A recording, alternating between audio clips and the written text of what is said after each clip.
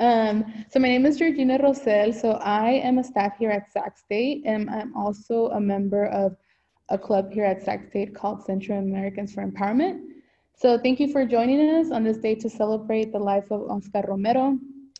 He was a social activist during the Civil War in El Salvador.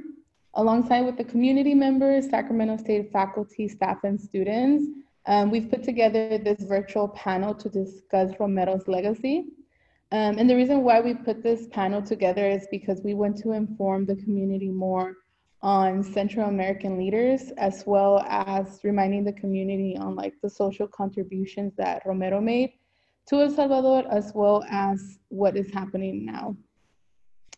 So the panel is going to take place for about an hour, and at the end we're going to have a Q&A session. So we ask that you actually hold your questions, and we ask that you put them in the chat. So once we're done, we're actually going to go through the chat, and we're going to make sure we try to answer everybody's questions. Or also, if you have comments, that's going to be at the end too. So just make sure you are muted, just because we don't want any like noise in the background. And then let's also remain respectful towards each other in regards to time, because at the end we want everybody to have a time to share or ask questions. So before we start, does anybody have a couple questions? So first we're going to start off with our speaker, who is a community member and part of Central Americans for Empowerment. His name is Edgardo Palomo, and I am going to share a couple videos that he has for us. Hi everyone, hola todas y todas, buenas tardes. My name is Edgardo Palomo, my pronouns are él and he. I welcome you this afternoon. Thank you for making time. So just a little bit about myself, so you all know who I am. I was born and raised in El Salvador. I came to the United States when I was almost 19 years old without English. And I always wanted to have I always have a desire to be my first in my family to go to get a higher education. And I was able to go through UC Berkeley to finish up my bachelor degree. And then I finished up a master in college student personnel administration at Illinois State University. I also wanna introduce you all Oscar Romero, Monsignor Oscar Romero. And to that, first, I would like to give you a brief introduction about his life through this YouTube video that we have here. So without further ado, Georgina, can you play it for me, please? Thank you. I do need to say disclaimer, there might be some images there that might be a little bit, might be for some of you a little bit upsetting with a little bit of blood and stuff like that. So I just want to let you all know that the disclaimer about the bio. Saint Oscar Arnolfo Romero y Galdames, first canonized saint of El Salvador, was born August 15, 1917. After just a few years of schooling and home tutoring, the young Romero took apprenticeship to learn carpentry, showing talent for the trade. But the boy, one of 8 siblings, felt called to priesthood and entered minor seminary at age 13. Post-ordination, Romero served as pastor in San Miguel, caring for the poor and imprisoned of his area, and those with alcohol addictions. Inspired by Opus Dei spirituality, he also drew others to a special devotion for his country's patroness, Our Lady, Queen of Peace. He trusted in her intercession as civil war erupted across the land. After a fellow priest and friend was assassinated for his work with the poor, Romero wrote, "If they have killed him for what he did, then I too have to walk the same path." As bishop and then archbishop in San Salvador, Romero took to the airwaves, broadcasting weekly homilies and talks that highlighted injustice in his land. There have been threats, arrests, tortures, murders, numbering in the hundreds and thousands, he grieved, about the faithful, religious, and priests being persecuted by extremists. His broadcasts were the only means by which citizens could receive uncensored news about the atrocities against the church. On March 24, 1980, a driver halted at the chapel of the Divine Providence Hospital where Archbishop Romero was celebrating Mass. The gunman fired one fatal bullet, making the beloved Archbishop a 20th century martyr. In 1997, Pope John Paul II bestowed upon Romero the title Servant of God, opening up his cause for beatification. When momentum stalled, Pope Benedict XVI reopened the cause for Archbishop Romero in 2012. Pope Francis declared him a martyr on February 3, 2015. The most profound social revolution, once wrote the saint, is the serious, supernatural, interior reform of a Christian. Saint Archbishop Oscar Romero, pray for us. Thank you, Georgina, for the video. I also want to go ahead and show you all Señor Romero last homily, one of the most touching homilies that I ever heard in my life.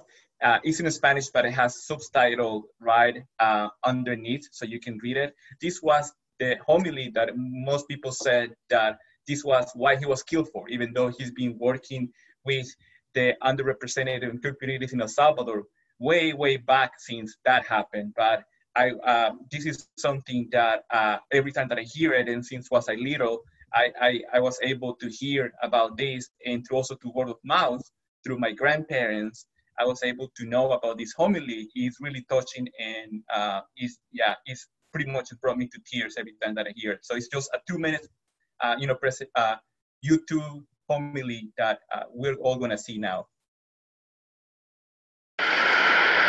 Yo quisiera hacer un llamamiento de manera especial a los hombres del ejército y en concreto a las bases de la Guardia Nacional, de la policía, de los cuarteles. Hermanos, son de nuestro mismo pueblo, matan a sus mismos hermanos campesinos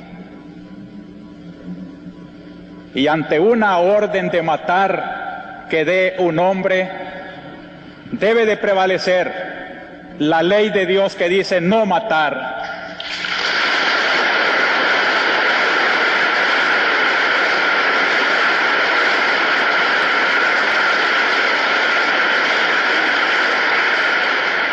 Ningún soldado está obligado a obedecer una orden contra la ley de Dios.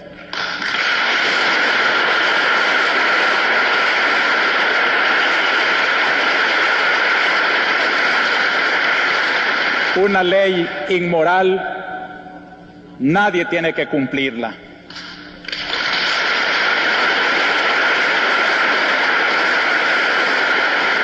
Ya es tiempo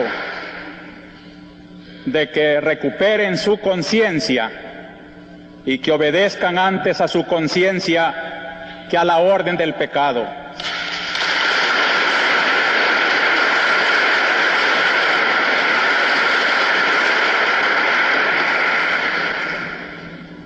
La Iglesia, defensora de los derechos de Dios, de la ley de Dios, de la dignidad humana, de la persona, no puede quedarse callada ante tanta abominación.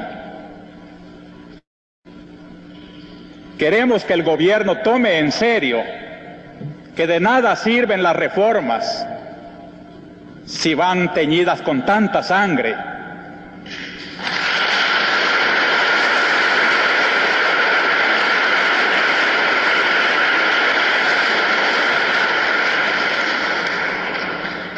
En nombre de Dios, pues, y en nombre de este sufrido pueblo, cuyos lamentos suben hasta el cielo cada día más tumultuosos, les suplico, les ruego, les ordeno, en nombre de Dios, cese la represión.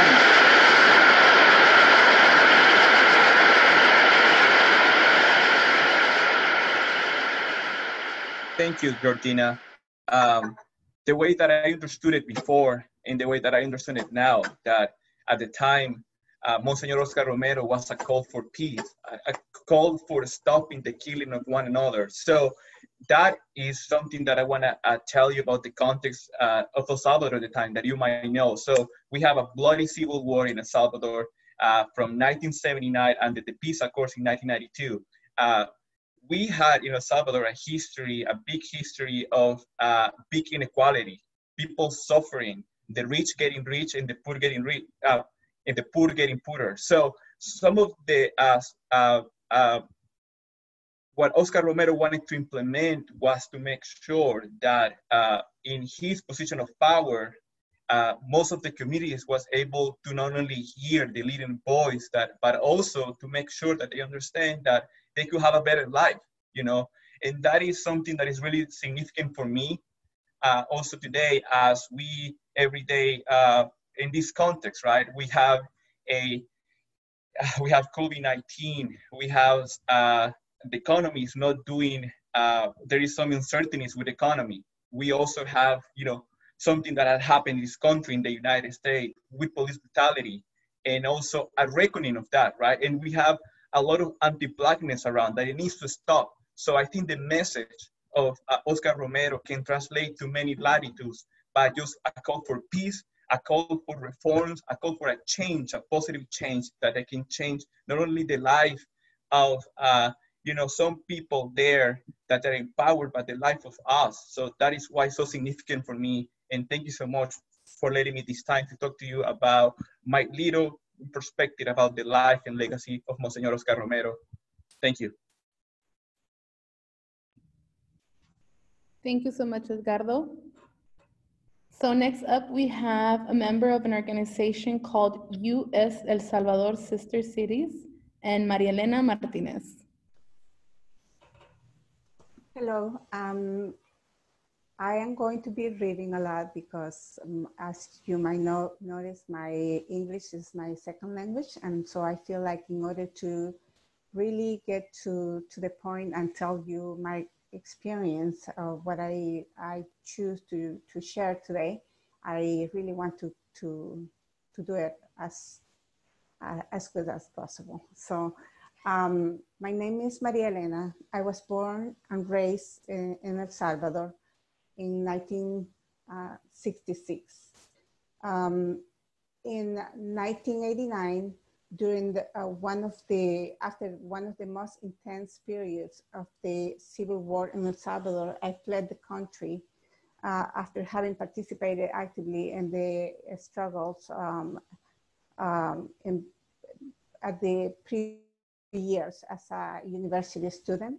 And the student movement, which along with many other organizations and sectors of Salvadorian society, was openly supporting the revolution that really that was challenging the military regime that ruled El Salvador at that time. I grew up in a working class family and that struggled to put food on the table and a roof over our heads. Life was never easy for us, and we didn't have any economic security. And for families like mine, Monsignor Romero was a lifeline during that time, as the government censor all independent information except from the church, as you could see in the video that was presented before. So I am honored to have the opportunity to share with you my some thoughts with you today, more specifically so you can try to get a sense of what Monsignor Romero means to me and people like me during the late 1970s and 1980s. I would like to share 3 memories that I have about Monsignor Romero. Remember that at the time I was a 13-year-old girl during the time of his death in 19. The first memory that I have is that I'd like to share is that I was listening to the radio every Sunday, as it was mentioned, that the weekly homilies by Monsignor Romero. So the Mass, since he was the Archbishop, the Mass, he said, was transmitted throughout the church radio and throughout the country. So one Sunday morning, my mother, during the Mass, my mother asked me to go out to the store near the house. And so I didn't want to go because I didn't want to miss the Mass. So, but I did as I was asked to do. So to my surprise, when I was walking going to the store, I was able to listen the Mass. So I felt like everybody was listening to Monsignor Romero's homilies. And so I do treasure that memory because for me, it had an impact, and I felt like that he was our leader and someone who could trust, even if I'd never met him in person. A second memory that I have is that Monsignor Romero, when I was riding the bus, a public transportation, and I was in the back of the bus, and I remember looking through the windows, and then I saw a car, and I recognized Monsignor Romero. So I got all excited, and I loudly called my mother's attention, saying, "Hey, there is Monsignor Romero." Imagine that. So at 13 years old, getting excited to see Monsignor Romero in the bus. So I did. So that's, whatever reason, of many other memories, that's one that stuck with me. And so that's why I'm sharing this one with you. The final memory that I like to share is related to Monsignor Romero's funeral. During this time, I was a student at a Catholic school, and I definitely was influenced by the nuns. And at the time, the situation was really difficult in the country. So what I mean by that, being influenced by the nuns, is that they provide us with advice about how to behave, to be safe on the streets, because it was at the time, to share one example, is that I would walk to and from the school, and I would see bodies throughout, left by the side of the road. And so, as a warning to others not to get involved in the organizing efforts against the government. So that stuck with me. I saw a few times bodies on the road. And so when we got to school, we discussed that with the nuns, and they will help us to say, do not stop to see them. Just continue walking. So I think that's something important to realize, that it was happening at the time I was living in San Salvador. That happened in there too. So I was planning to go to the funeral, but my mother wouldn't let me go. She was afraid for my safety. I was planning to go with some friends from the school. So many people love Monsignor Romero, in spite of the ongoing threats from the government and the death squads. Over 100,000 people packed the plaza outside the National Cathedral. Midway throughout the Mass, bombs and gunshots went off in the plaza, targeting the people. Those present ran in terror, some packing into the cathedral, others scrambling into the city side streets. At least that day, 30 people died. My uncle and aunt had been in the plaza outside the cathedral. They fled the attacks and came to our house in El Salvador to be safe. My aunt was one of the hundreds or thousands of people who lost her shoes in the panic. At the time, my aunt and uncle participated in the cooperatives, that's how you say it? Cooperative that were organizing to improve the conditions in the countryside for the poor. Because of participation in this movement, they, along with others, dozens of people, were targeted by the death squad. They were both assassinated a few months after the funeral of Monsignor Romero. These memories stayed with me throughout the years that followed. They guided me in my commitment to join the struggle for justice and dignity in my country when I went to the university. And they still guide me in my life to this day. Thank you so much for listening, and I'm happy to, to answer if you have any questions when we come to the end. Thank you so much, Maria Elena, for that, for sharing your story. So coming up next, we have another member of U.S. El Salvador Sisters Cities, Michael Ring.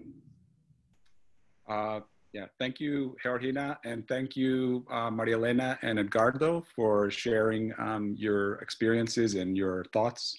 My name is Michael Ring, and I've been working with an organization called U.S. El Salvador Sister Cities for since the early 1990s, and involved in El Salvador solidarity since the mid 80s.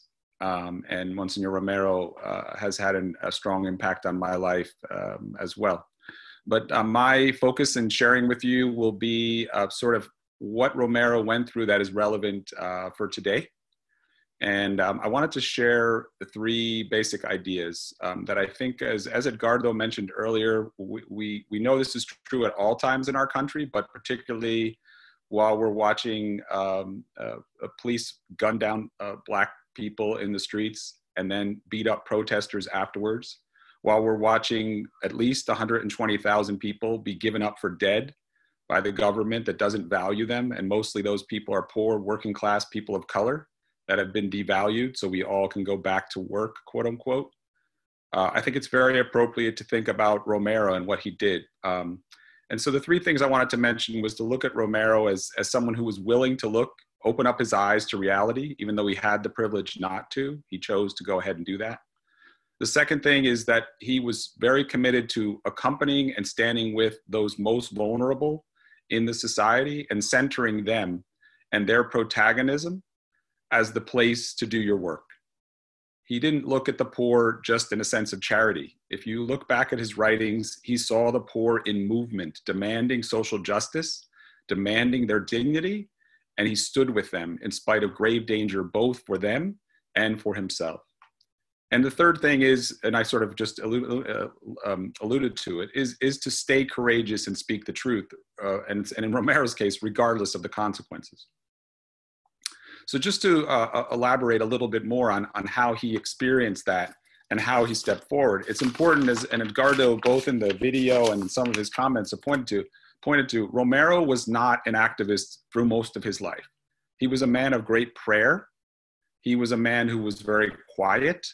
In fact, when the Salvadoran government had to choose with the papal nuncio, because the government and the military and the papal nuncio would all come together in El Salvador and try to make sure that the archbishop was kind of allied with the powers in the country, which really were the military, the church elite, the oligarchy, which was like 14 families of extensive networks. About 2% of the population owned 50% of the land. Children in El Salvador, and during that time in the 60s and 70s, at least 20% of them would die before the age of 5 simply for not having food. This was, as Edgardo referenced, a country of deep and grave inequality that during the 1960s and 70s, there were many movements that arose to speak up and demand change. Romero was really trying to stay, as Edgardo also indicated, was a man of peace and really just didn't want to get in the middle of all that. So they chose him to be archbishop precisely for that reason. They thought he would stay quiet. The irony is that within a few short weeks of the time of him becoming archbishop, one of his best friends, Rutilio Grande, who is also considered a saint by the Salvadoran poor in the countryside, and who some of the communities we work with in U.S. El Salvador sister cities worked very closely with Father Grande in the 70s, and was a fierce liberation theologist, who believed that the poor had every right to not only experience the kingdom of God when they would die, but that right here on earth, they had a right to have sufficient food, to live with dignity, education, healthcare for their children, things that most Salvadorans in the countryside did not have. Grande was brutally assassinated by a death squad in March of 1977, soon after Romero becomes archbishop. It's at that time that Romero has to make a choice. What is he going to do? Is he going to stay quiet? Is he going to go pray? Or is he going to speak up? Romero takes the most courageous act he can and calls for a national funeral in honor of Grande. This infuriates the military. It infuriates the oligarchy. It infuriates the United States. For the next 3 years, Romero faithfully stands next to the poor throughout the country who are demanding change. The country is in fierce, if you're imagining street uprisings here, you must imagine that in El Salvador in the late 70s and early 1980, 1/5 of the country, 1 million people out of 5 million, would often show up for mass demonstrations in downtown San Salvador. That would be as if we would have 70 or 80 million people showing up in Washington, D.C., demanding that Trump go the hell home or somewhere else. So this is a time that's very volatile, and the military responds and the death squads respond with fierce repression. There are attempts through electoral reform in the 70s. They are not allowed. People are killed instead. Romero has stood with the poor throughout this process. In early 1980, he writes a letter to President Carter. He specifically asked Carter not to send US military aid to El Salvador. And I quote him, he says, "I have an obligation to see that faith and justice reign in my country. I ask you, if you truly want to defend human rights, to forbid that military aid be given to the Salvadoran government, and to guarantee that your government will not intervene directly or indirectly with the military, economic, diplomatic, or other pressures in determining the destiny of the Salvadoran people. In these moments, we are living through a grave economic and political crisis in our country, but it is certain that increasingly the people are awakening and organizing and have begun to prepare themselves to manage and be responsible for the future of El Salvador as the only ones capable of overcoming the crisis." So once again, Romero chooses the people, but not only in a sense of compassion, but in a sense of recognizing their right to defend and define the future of the country. Finally, Romero, on March 23rd, as Edgardo eloquently shared with us, Romero he takes the ultimate risk. He's been threatened with death many times, both directly and indirectly. The church radio has been bombed. He has received direct death threats. And in spite of that, you heard the speech he gave. He actually calls on the military to disobey orders from above and to obey the order of God to love your brothers and sisters. And as a result, the next day, a death squad member, in the future, obviously, it's revealed through future studies that this is a death squad member connected with the military, he's killed by the death squads. Romero, that is the end of his life, but the Salvadoran people have embraced him as a source of strength, liberation, going forward. And I would say that his legacy is incredibly applicable today. And if we follow those principles that I was sharing beforehand of staying focused and seeing the truth even when it's difficult, of locating those most vulnerable in the center of our struggles and being in solidarity with those folks as they take protagonism to change their condition, and thirdly, to courageously continue to tell the truth, we will have honored his memory appropriately in a way that he would love us for. And finally, just a little propaganda. I invite you all to check out the work of US El Salvador Sister Cities, where we try to faithfully follow the work of Monsignor Romero, mostly by doing the same thing, which is trying to support the protagonism of well-organized, strong, but economically challenged Salvadoran communities in the countryside. You can check us out at www.elsalvadorsolidarity.org. Thank you, everyone, for the opportunity. I appreciate the chance to share with you, and thank you for all those who helped put this together. Thank you, Michael, for sharing that. So up next, we have a faculty from the art department at Sacramento State, Professor Luis Garcia. Hi, everyone. Thank you for having me, and thank you for the introduction. So yeah, I'm a professor of art education at Sacramento State. And a little bit about the background of my work is that I've been an educator for 15 years now. This is my first year at Sac State, but I had been a high school teacher in South Central Los Angeles for 14 years. So part of my work drew on art education as a form of social consciousness, both inside and outside of the classroom. So murals were a big part of my research area. So that's what I'm going to be focusing on. And so thank you for tuning in. And so what I'm going to do right now is I'm going to share my PowerPoint as I get it started. And so one thing that I wanted to start off with was talking about this mural that we use for our flyer. So again, in this part of the panel, I'm going to be focusing on how art has been used to sustain and to reflect the legacy of social justice and Oscar Romero, and how it continues to inspire generations of Central Americans 40 years after his passing. This mural is located in El Paisnal in El Salvador, and it shows Oscar Romero and Father Rutilio Grande, as Michael Ring mentioned. And in this image, both men are surrounded by men, both fathers are surrounded by men, by women, by children in a communal gathering. And as Michael mentioned earlier, prior to Father Grande's assassination, Father Grande often spoke of his dream of a communal table where everyone, including the poor, had a place to eat and a right to have a say in the matters that affected them the most. And after his assassination, Father Grande's death was initially what influenced Romero to develop his own liberatory philosophy and approach. So this image is showing the narrative of both Father Grande and Father Romero amongst the working class breaking bread together. And so before I provide and I continue with this segment, I do want to recognize my positionality. And I do want to recognize and acknowledge that I am not Central American. I am Mexicano, born to two Mexican parents, and therefore I want to acknowledge that what I share is my expertise on how murals have often been used as visual forms of social consciousness.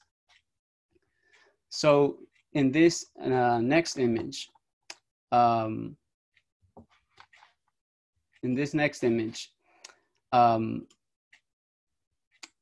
see. I asked the question, right? Why revolutionary murals?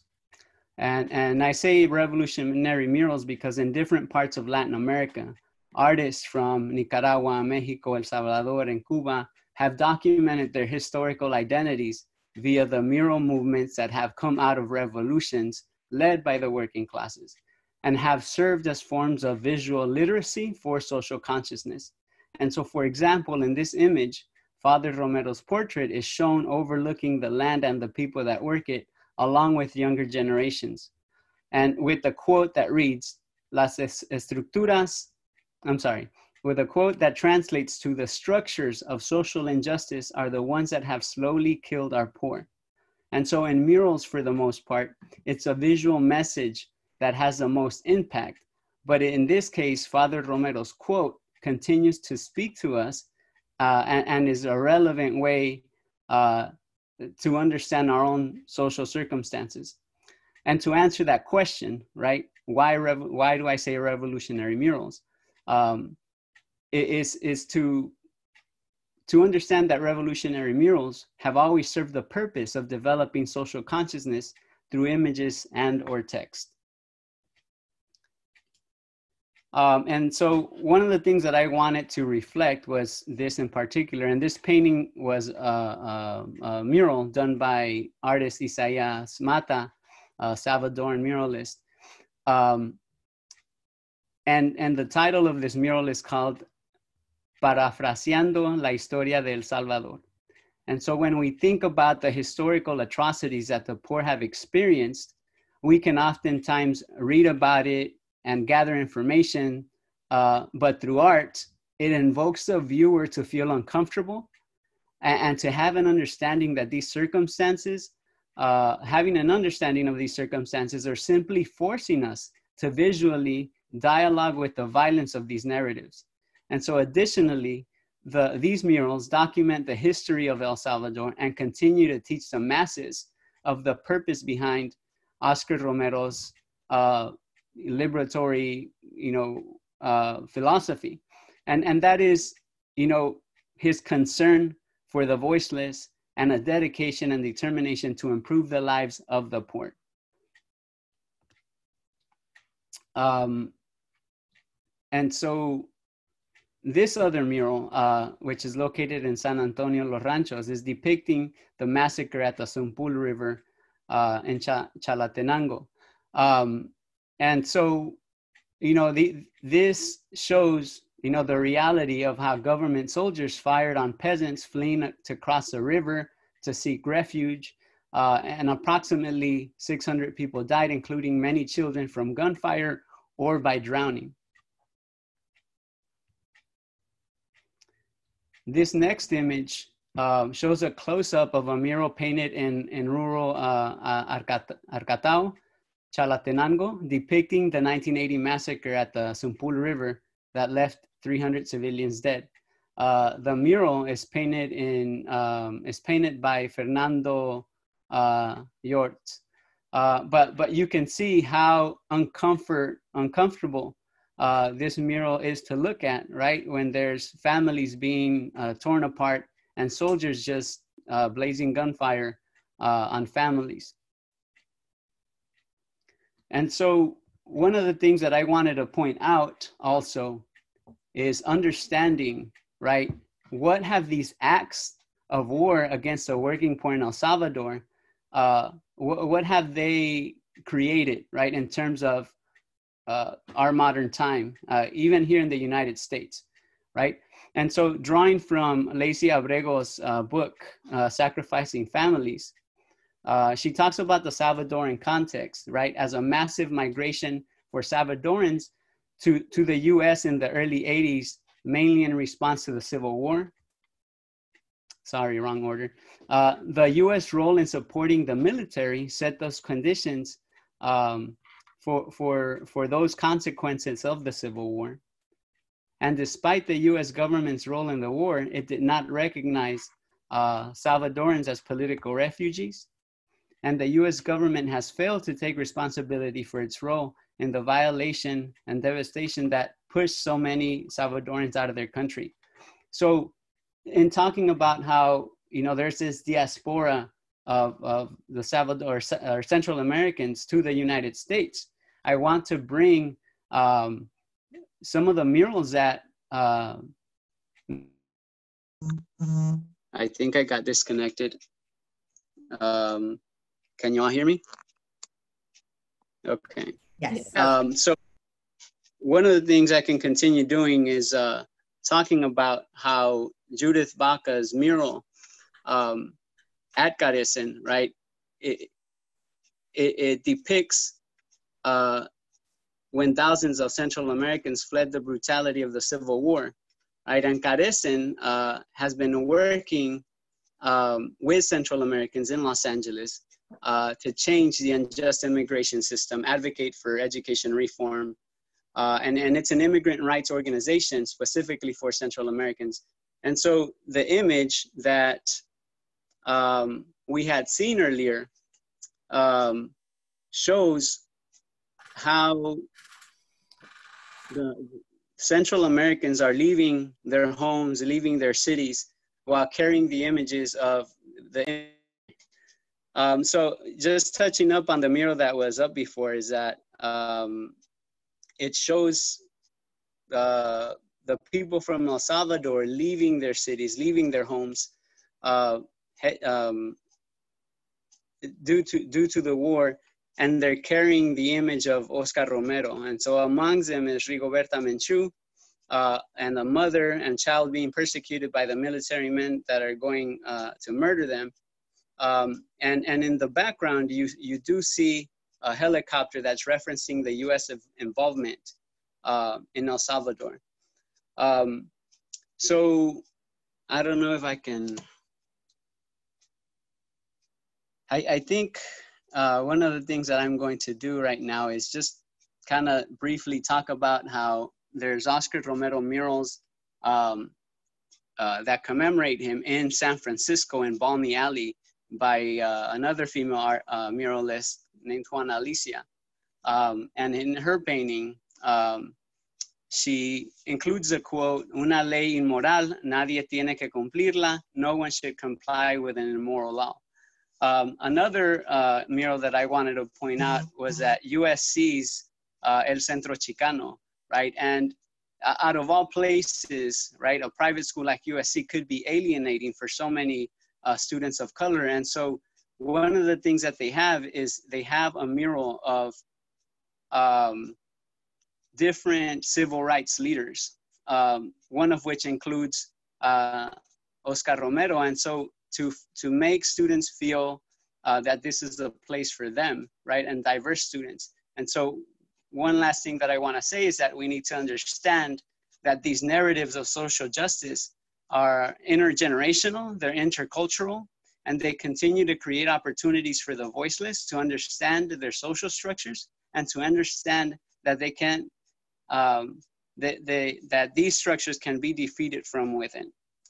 So with that, I want to apologize for my technical difficulties, and I'm going to pass it on to the next presenter. Okay, thank you so much, Luis. We appreciate it. Okay, so our last speaker is going to be a faculty from the Ethnic Studies Department at Sacramento State, Professor Maria Vargas. All right, thank you, Georgina. So I also will be reading. I don't have any images, just reading off my thoughts. As Georgina said, I'm a professor in ethnic studies. My research is specifically more on Guatemala, looking at what Guatemalan scholar Egla Martinez Salazar calls racialized feminicide. So I look at the cyclical violence on racialized and gendered bodies, especially the sexualized brutality that comes out in feminicidios. My larger work also critiques identity politics by exposing the ways that historical memory selectively remembers. In the official stories of civil wars in Central America, who and why do we forget?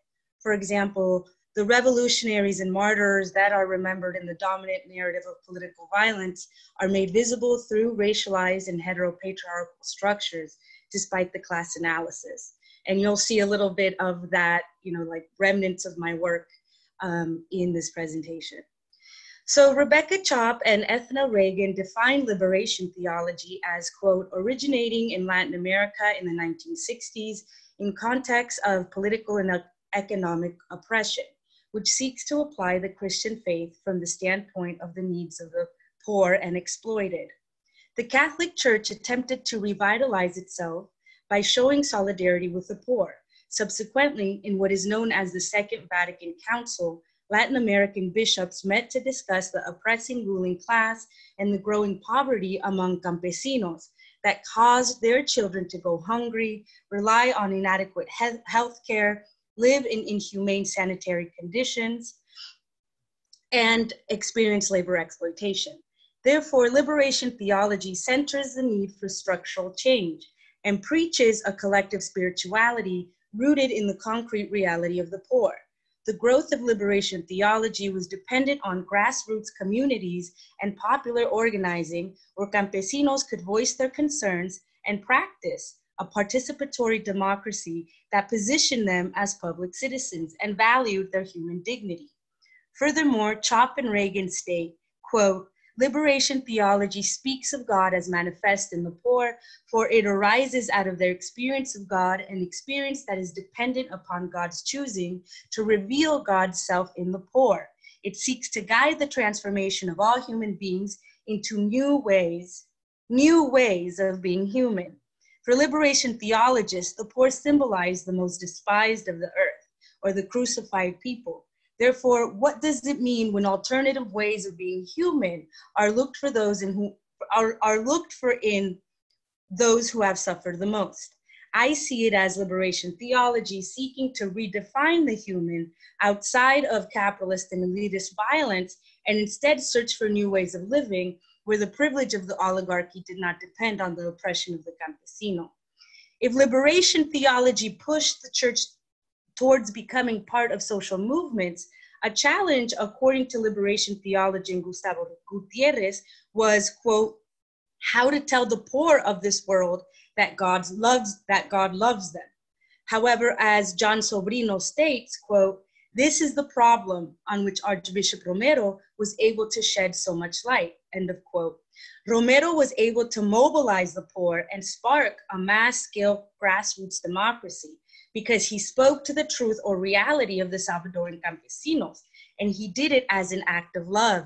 According to Romero, his homilies were, quote, meant to be the voice of the people. They are meant to be the voice of the voiceless, end of quote.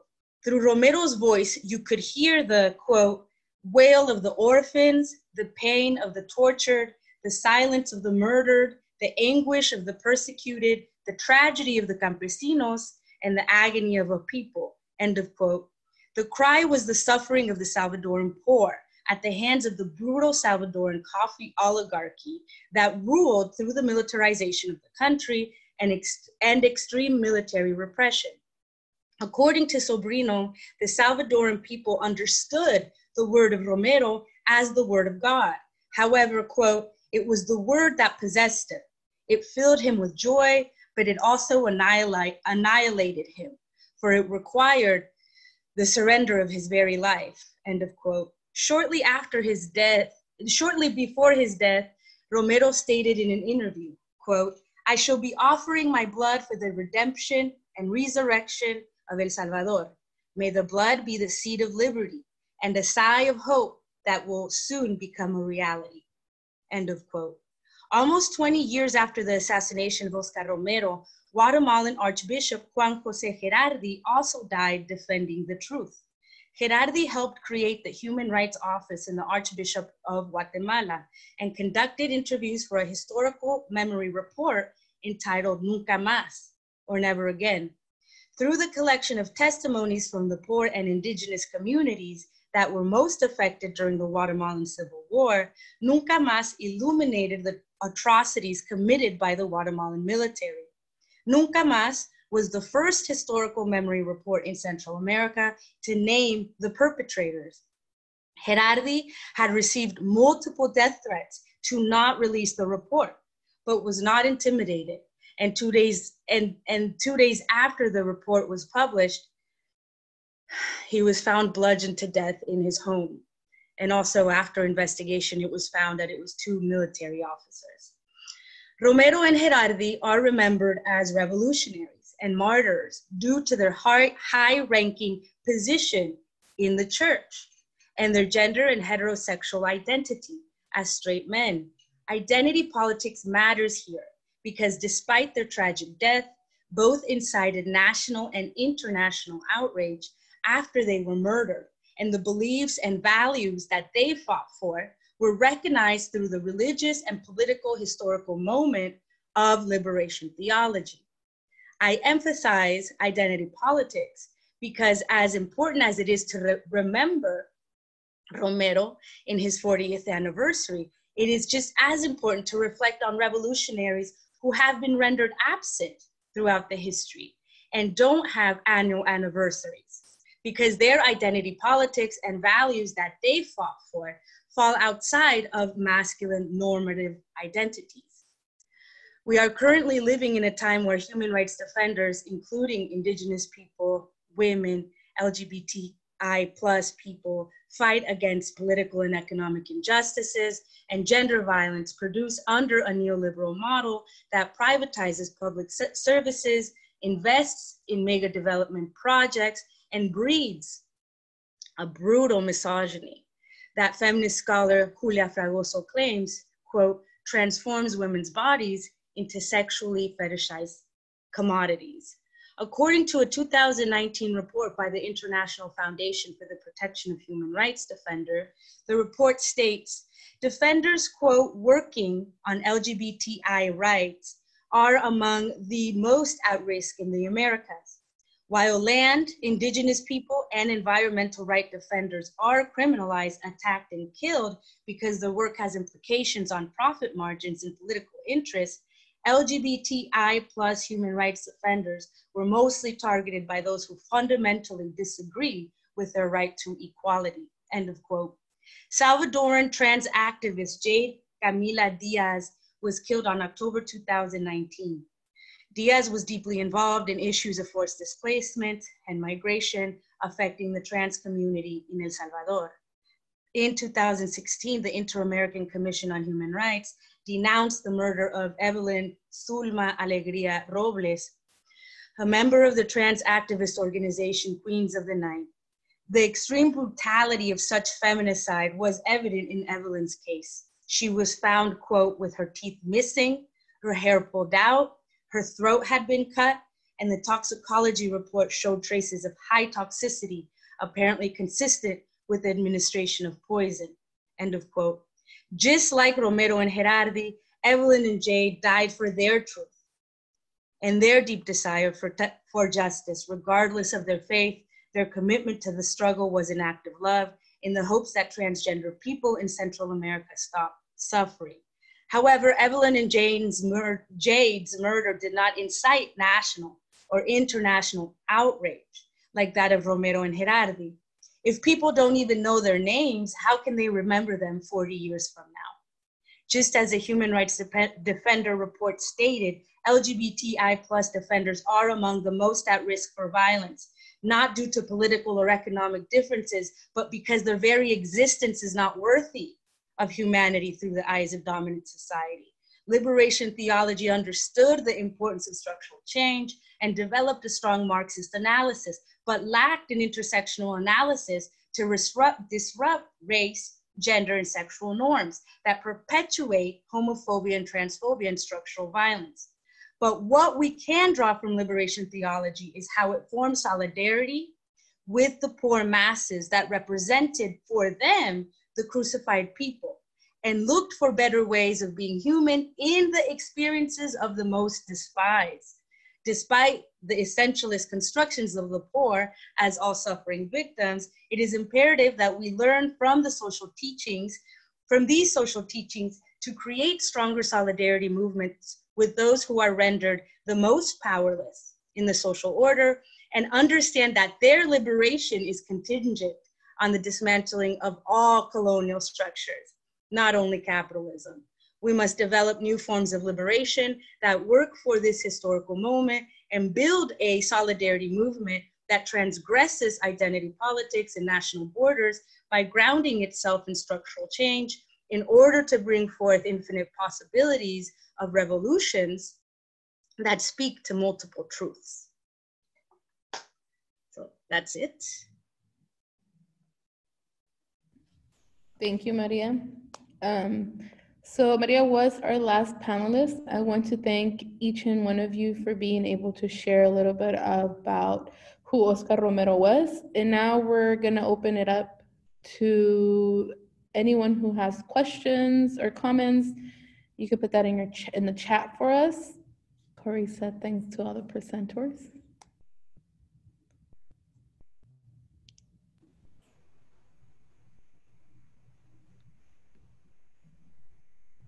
Hello, I can ask a question. Hello, thank you to the panelists.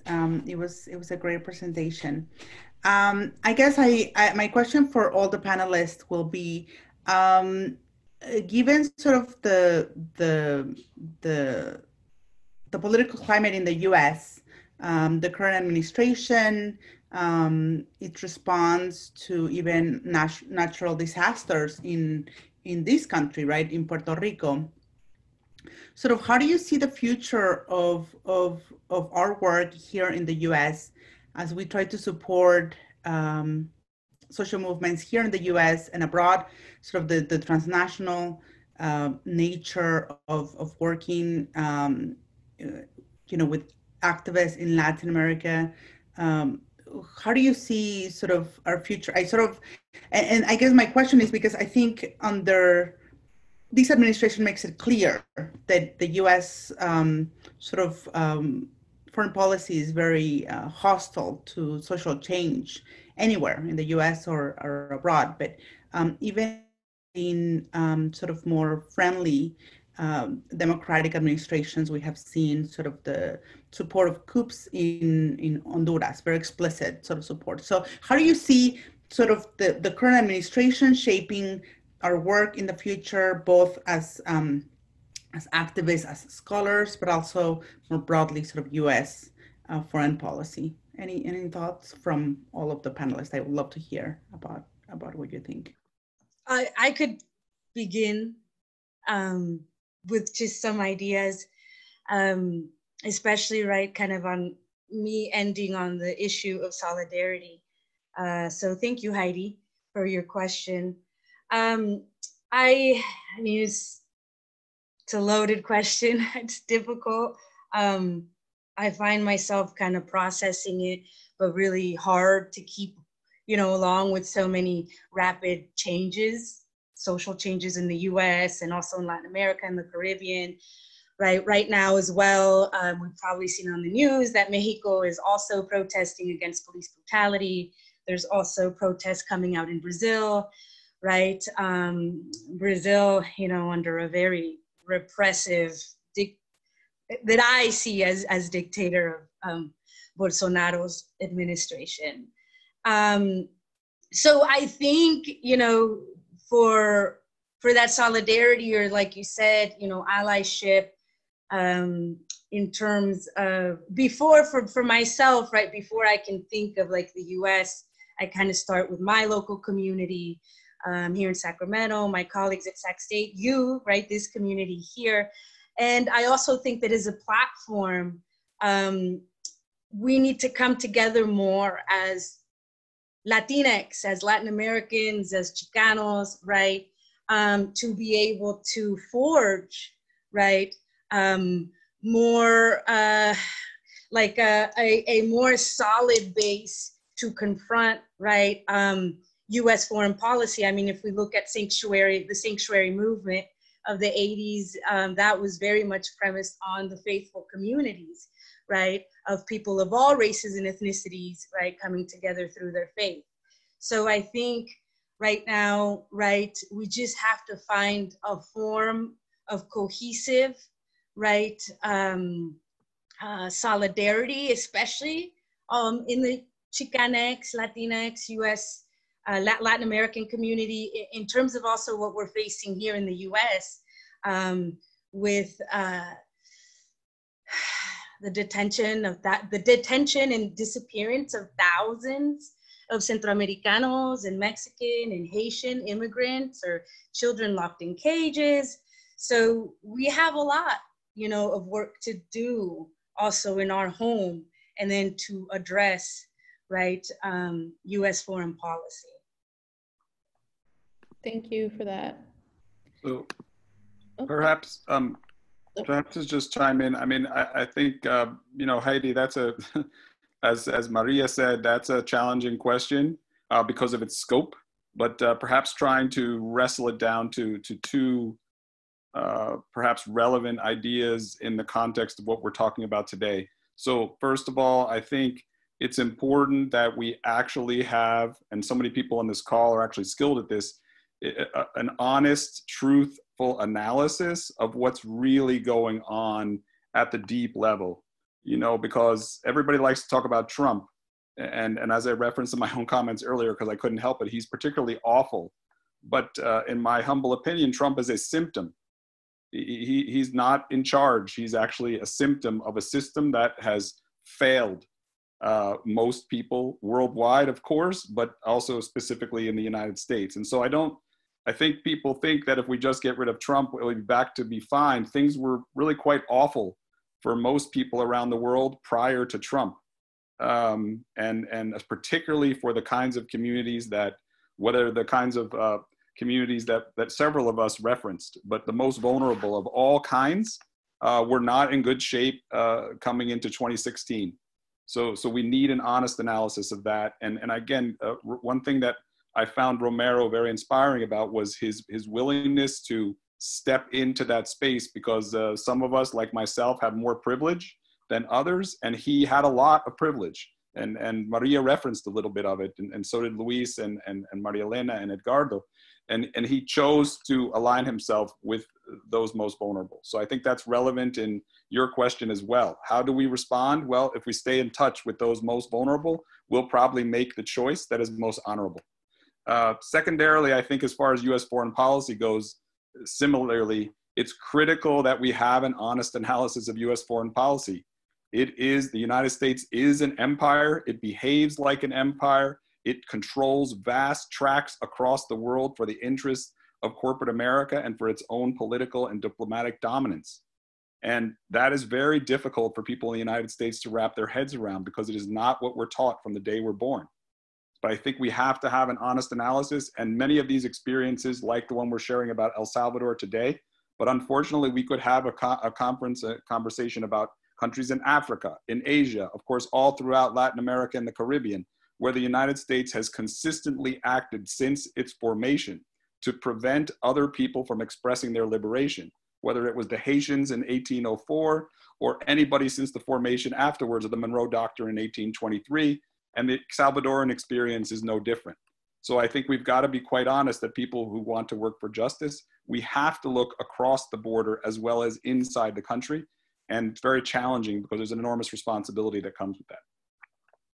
I just want to say I would definitely agree with both of the comments, but I just want to piggyback a little bit from what Michael says. And I think something that just ring the bell for me is the other day, representative from New York, Alexandra Ocasio-Cortez, said something along the lines, and I'm just paraphrasing, so please forgive me, and was talking about Trump, like Trump can stay or he might as well go. He might be impeached or voted out in 2020, but the reality is that removing Trump will not remove the infrastructure, right? And the party that embraced him, also, we all know that there is money funded through him. And also, we have seen a new wave of racism in this country that might be amplified and reanimated with the commons, right? So I think it's just like we have to change the system. We have to, as we say, la lucha continúa, the fight continues. And I truly believe that the people united will not be defeated. So we need to make sure that we are contributing, even if we're not able to join any protests, donating, or making even awareness, talking to our families about what is happening here. So I think that's what we can do, or at least that's what I've been trying to do in my case, just to bring awareness. Thank you. Thank you, everyone. We do have a question in the chat. Can you tell us more about the current U.S.-El Salvador military economic alliance? If I may join again and just piggyback, I think I would definitely agree with what Michael said about how the U.S. is an empire. They have different interests. We all know the history behind the U.S. in Central America with Banana Chiquita and some of the products that they back then they were sent to the United States, right? I believe that one of the things that I recognize a lot is that policy making and fair trade is something that I have always looked into, and how I hope that one day the United States makes better trade, with countries, especially with countries like El Salvador, that they depend in their economies so much, right? El Salvador, if you don't know it, but we have the US dollar since 2001. Our currency is the US dollar. So we depend a lot. We don't even have our own monetary policy, right? So that is also worrying me too, because as someone was saying, or I heard it, and that, if the United States has a cold, then El Salvador has pneumonia. And that's in an economic sense, right? We suffer a lot when the United States goes down economically. But at the same time, I feel that the US is said that has, I think in Latin America, the third or the fourth biggest embassy in El Salvador. I haven't checked that out, but I do believe that in the past, the United States has influenced a lot of the people who is in power now, that they need to get their approval, to be empowered in El Salvador. And that is something that it doesn't sit well with me. And I think that, as I said before, I don't think we have an economic freedom because we're part of the empire. And sometimes even feels like we are the backyard of the United States, So yeah, those are only my 2 cents on that. And it's really complex situation, yes. Edgardo, thanks for sharing that. I know that a lot of people do not know that the currency of El Salvador is actually the dollar. And when I tell people, they ask, oh, is it like a territory? And I'm like, no, it's not a territory. It's actually because, they benefit from us. And even earlier on in the presentation, it was said that, a lot of people don't, I think it was Luis, a lot of people don't understand how much the U.S. actually contributed to the war in El Salvador. And I think as like students, for us, it's important, like at Sacramento State and at other universities, Central Americans, I think it's important for us to educate. Just because prior to this, I really didn't know who Oscar Romero was. And, like my parents are from Central America. So I think that's another thing we could definitely do if you're not out there, or if you're not, part of an entity, like it's okay, because like we need to educate ourselves first. So, hey, Argina, just a couple of comments on this. I think this is a great question, which could require an entire, of course, webinar or of its own. So, but perhaps briefly to discuss that on the ground in El Salvador, conditions are quite different than they were in the time of Romero, and there's a lot of confusion politically, and in my opinion, which is all I can offer right now, the current Salvadoran administration has taken advantage of that confusion, and Nayib Bukele has sort of organized a little cult around himself, which we could discuss in a different conversation, but it's quite problematic in terms of his vision of sort of the opposite of Romero, where he sort of moves the masses through Twitter, as opposed to listening to what organized people have actually demanded. Because it's important that we remember, while Romero was a voice that led to organizing, his first act was responding to organizing. He followed before he tried to lead. And I think the current president is quite the opposite. He's really trying to steer people in a certain direction, and which has not been constructive in terms of the needs of the most vulnerable in the country. But he is quite popular, so that can be confusing for people trying to do this work. In terms of the United States, I would say structurally very little has changed, and Edgardo's points are well taken. Just to, if you look at the relationship between the country, it's very much of codependence, but dependence that is dictated by the United States. And as he mentioned, the currency is controlled. A lot of the funding to the country that manages certain apparati of the state depends on the US, which then can guide certain policy in a certain direction. And when there was a more progressive government for 10 years, prior to this administration, the United States was very hostile to that government and tried to corner it at every opportunity to prevent it from moving forward and meeting the needs of the most vulnerable in the country. And the last comment I'd make is many people in El Salvador sort of will discuss this popularly and say, we're like the 51st state, but with none of the rights of being a state. Thank you for that. We have a comment in the chat. Eric Orellana. It's if you would like to share what you wrote on the chat with us. Yeah, I can just go ahead and read it out loud if that's okay. So thank you for the wonderful presenters and their very insightful words. The stories of Central America and the groups of people that migrated to the U.S. as a result of turmoil in the region. Often, students with this background come to universities with a diverse set of needs. It is my hope that the university can do more to meet the learning needs of students, like the university did in setting a fund for DACA recipients who were left out of CARES Act funding. Specifically in terms of allowing students to get an education that is flexible to their needs and to their working needs and to their learning needs as well. Additionally, I can speak passionately about what the meaning of Christianity had for many Central Americans. For a group of people who were culturally downtrodden due to the imperialism and influence, the love offered through Jesus Christ's sacrifice gives the peasant class in Central America love that they are not shown by their society. Thanks for sharing that with us. Eric, are you, what campus are you from? Hi, I'm a student at Sacramento State. Professor Vargas is my Okay. ethnic studies professor. I was gonna say we are also, I'm gonna just put that out there. We're so we have a club called Central Americans for Empowerment. I will put my info in the chat. For Definitely, I'll go ahead and reach out. Interested in joining. Yeah, if I could just chime in really quick. Thank you, Eric.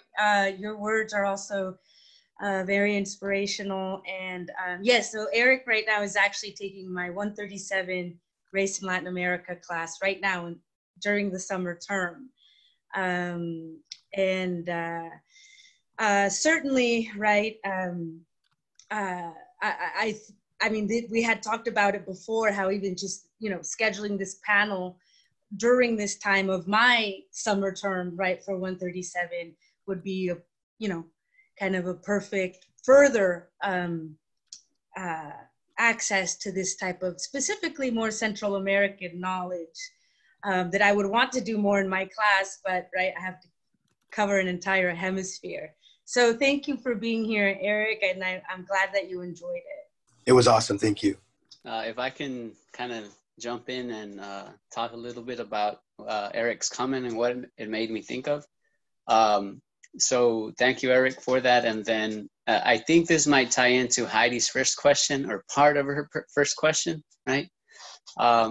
And you know, what I really thought about in this case was how and what we're doing as educators, right, at Sac State to kind of cater to the needs of our students. And I don't mean, you know, that what I'm really trying to say is that, you know, in what ways do we use the knowledge that our students bring into our courses or classrooms?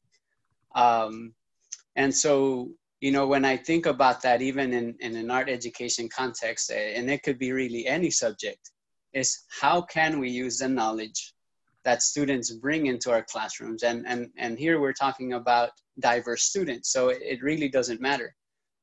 So one of the things that I've often done is, you know, drawn on critical pedagogy theory, the funds of knowledge, and you know, figure out ways of getting to know who my students are, what knowledge they come into my courses with, and then how can I use that knowledge to help them build the content knowledge that we're supposed to be focusing on.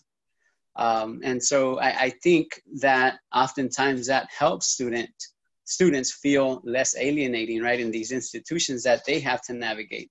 And taken into account, of course, is drawing from our own privilege in that matter to kind of strategically, you know, draw on methodology that is going to help students feel that what they're studying is relevant to their own circumstances. So those are just some of the things that that Eric's comment made me think about. And, you know, Heidi, you kind of made me think about that as well. So, you know, we have that responsibility as professors. And, you know, if we're not doing that, you know, because we're in our little comfortable zone, right?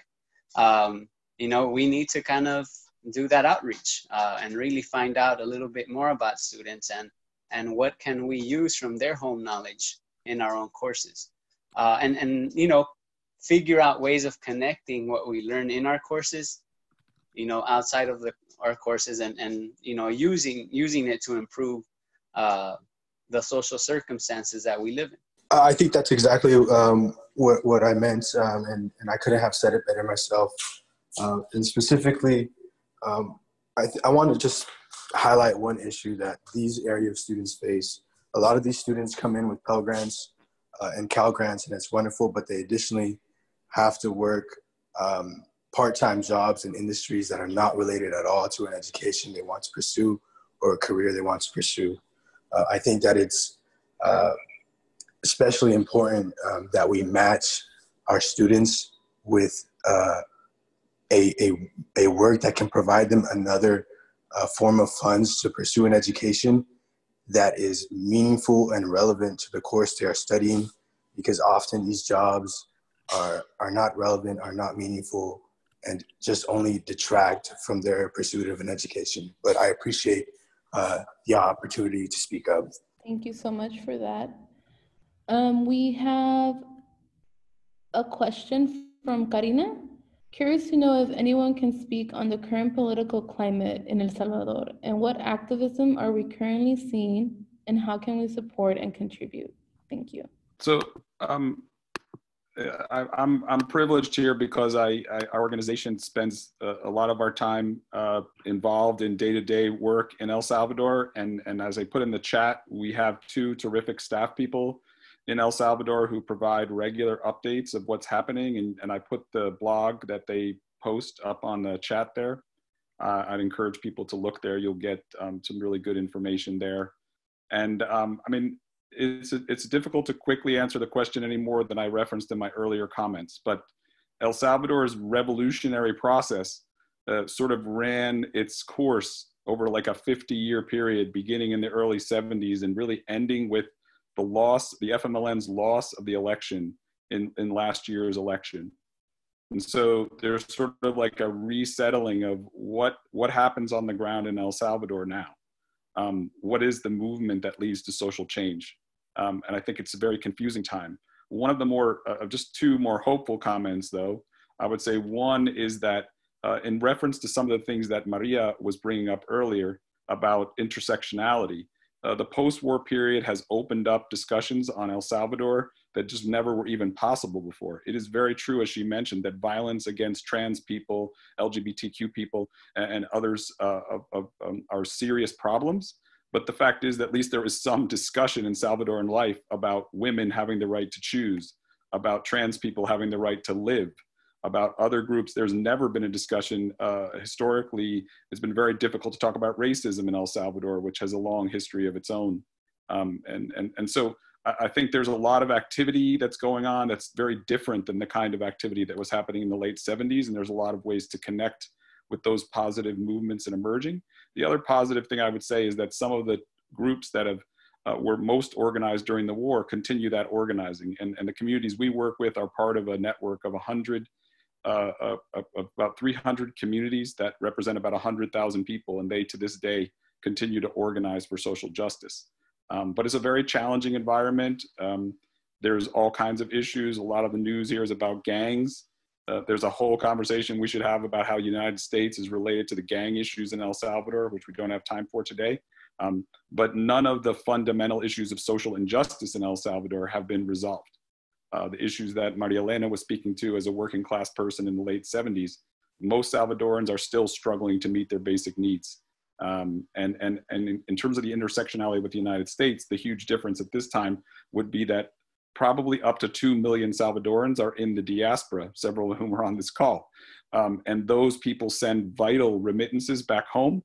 And so as Edgardo was referencing earlier, the economic crisis here in the United States and the COVID-19 crisis, which also has its own manifestation in El Salvador, which I won't get into right now because of the time constraint, has really serious repercussions for the Salvadoran economy, where so many Salvadorans depend on their family members and friends sending money to them on a regular basis, many of whom are the most vulnerable or among the most vulnerable workers in this country and don't even have access to unemployment because they're often undocumented. So there are severe consequences for the current situation, and El Salvador faces a very difficult time.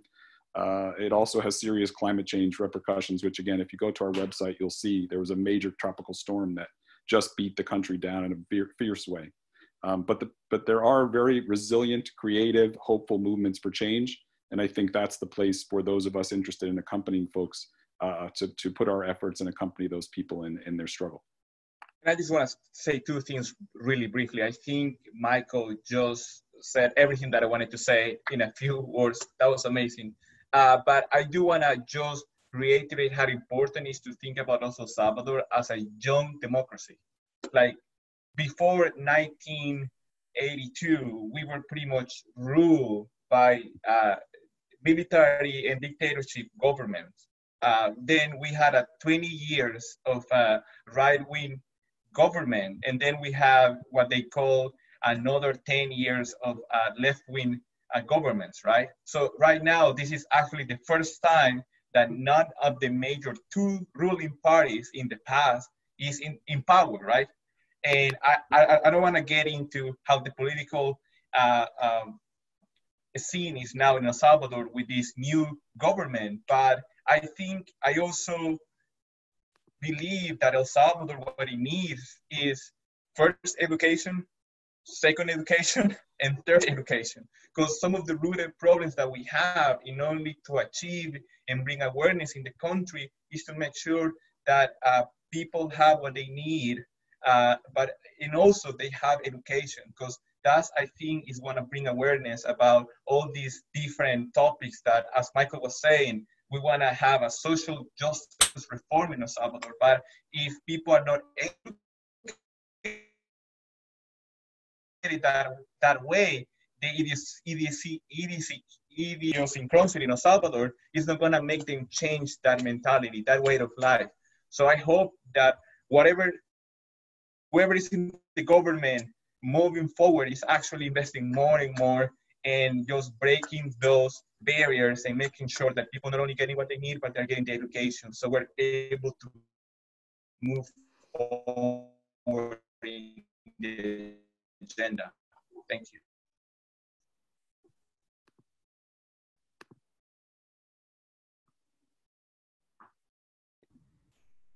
Thank you for that. We have another question. How can we build solidarity across borders to address the intersectionality system oppression people across borders are facing? I'll go ahead and chime in. I believe that's Manuel's question. Yeah, so in 10 minutes, right, I kind of condensed as much as I could, and I just kind of, I know that I would have wanted to spend more time on those issues, so thank you, Manuel. But I kind of just left it kind of, with those deeper, more complex questions. Because as I said, I'm still kind of processing it myself. And, this question also kind of connects to Heidi's question.